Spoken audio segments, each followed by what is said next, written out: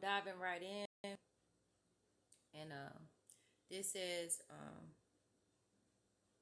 forced sterilization policies in the United States targeted minorities and those with disabilities and lasted into the 21st century. So I'm gonna stop there. Basically, what sterilization is basically where you can't have children.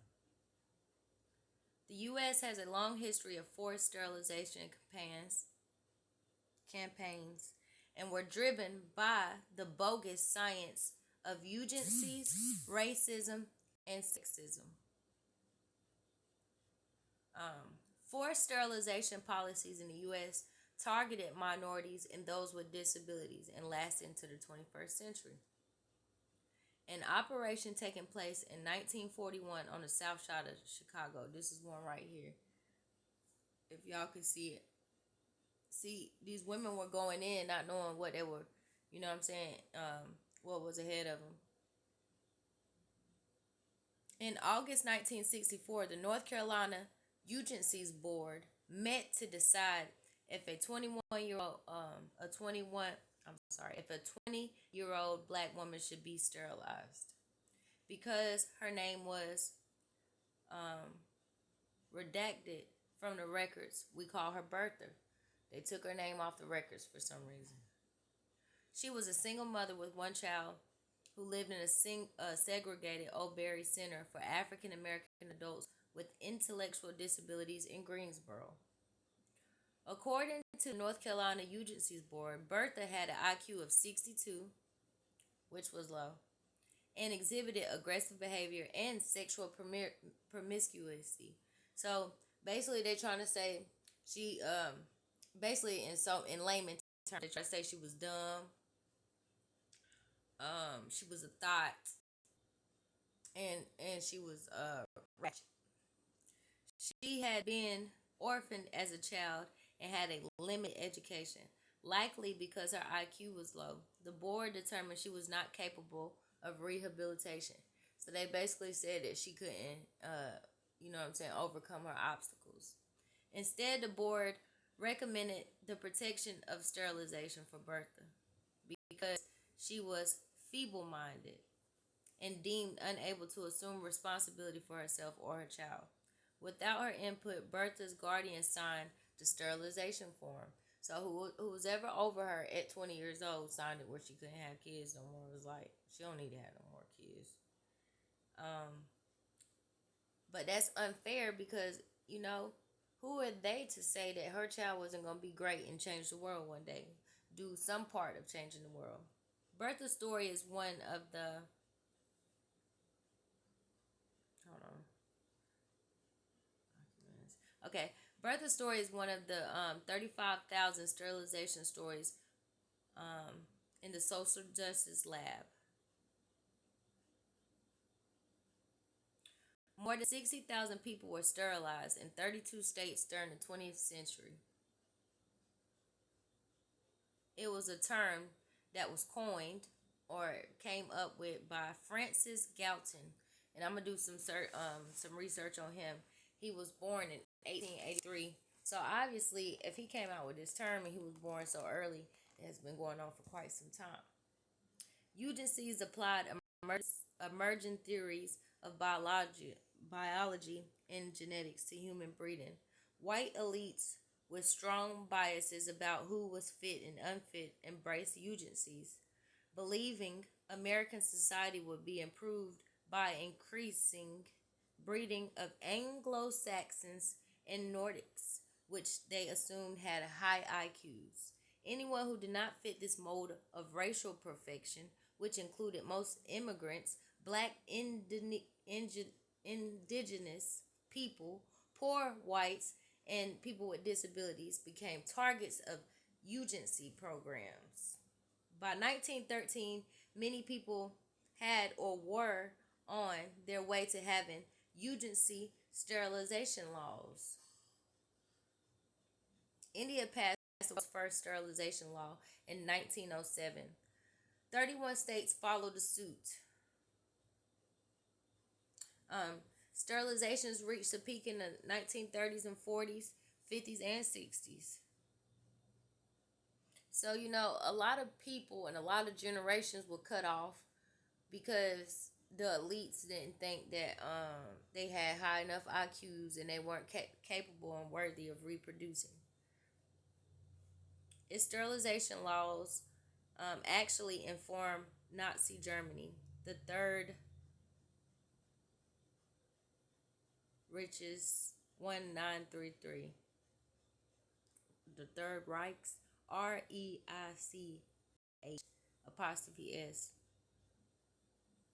Under this law, the Nazis sterilized approximately 400,000 children and adults, mostly Jews and other undesirable labeled defective. So it didn't just happen to African Americans, it also happened to Jews, and about 400,000 of them to be exact. Anti-black racism and sterilization. In the 1920s, affect the same number of women as men. The law used broad and ever-changing disability labels like feeble-mindedness and mental defective. Wow. Who was more likely to be sterilized in North Carolina? This is facts for my state. From 1937 to 1966, black women were more likely to be forcibly sterilized in the states.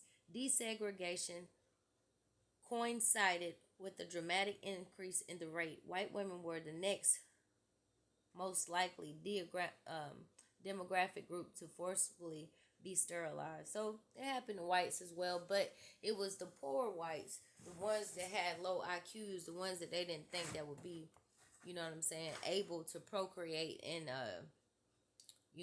have the same morals, goals, beliefs, and, impact as the elites would. Yeah. So it happened to it happened to a select few people. It is no coincidence that sterilization rates for black women rose as desegregation got underway. Until the 1950s, school and hospitals in the U.S. were segregated by race, but integration threatened to break down the Jim Crow apartheid. The backlash involved the reassertion of white supremacist control and racial heresies, specifically through the control of black reproduction and future black lives by sterilization.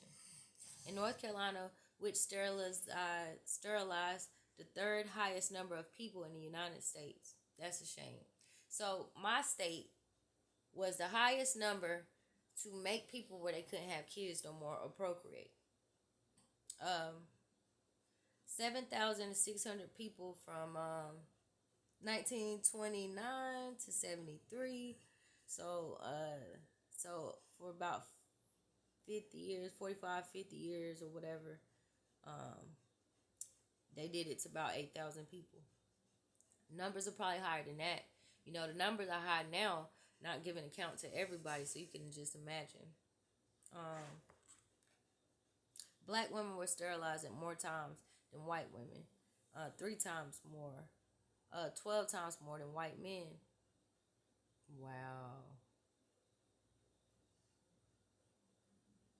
Birth sterilization was ordered by a state Eugenics Board. But in the 1960s and 70s, new federal programs like Medicaid also started funding non-consensual sterilizations. Wow.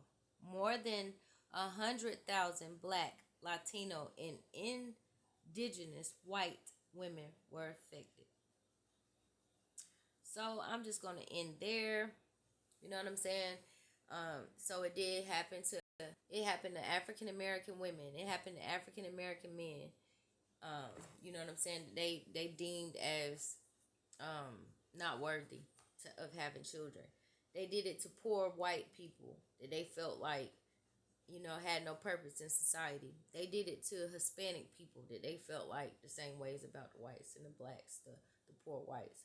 So I just want to let y'all know I learned something new tonight about the Eugenics Agenda. You know what I'm saying? I'm gonna slow my ease down with the topics, but I appreciate the knowledge. You know what I'm saying? Y'all know how really YouTube can be, or how it could get. We It said that we have freedom of speech, but we all know that we don't have freedom of speech. But I just wanted to put y'all on the game about the Eugenics Agenda. It's been going on for quite some time. The dude that started it, it was in 1883. I need to write his name down. But I appreciate y'all for viewing. And y'all have a good one. You know, don't be part of the Eugenics Agenda. Be smart.